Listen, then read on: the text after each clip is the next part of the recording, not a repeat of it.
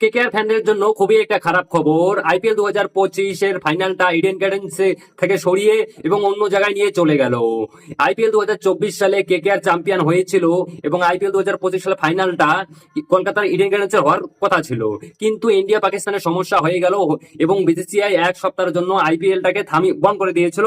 এবং তারপর যখন আরেকবার নতুন করে আইপিএল শুরু হয়েছিল, তো এবং যখন নতুন শিডিউল চালু করলো বিসিসিআই, লিগ ম্যাচের জন্য 6টা মাঠকে বেছে নিয়েছিল এবং আইপিএল এর ফাইনাল এবং কোয়ালিফাই ম্যাচগুলোর জন্য কিন্তু মানে কোনো নাম দেয়নি স্টেডিয়ামের নাম।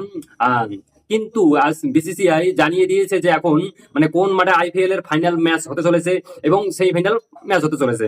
ভারতের সব থেকে বড় stadium Narendra Modi stadium IPL 2025-এর ফাইনাল আয়োজন করতেছে ভাই, এবং কোয়ালিফাই 2 হবে।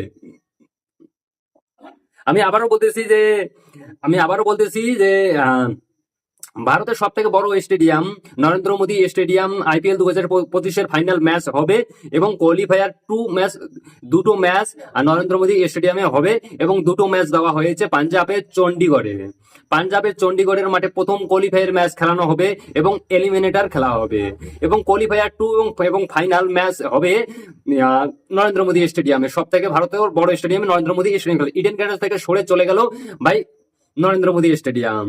ভাই কেকেআর ফ্যানদের জন্য সব থেকে একটা খারাপ খবর, কেননা 2014 সালে মানে কেকেআর চ্যাম্পিয়ন হয়েছিল এবং 2024 সালে চ্যাম্পিয়ন হয়েছিল।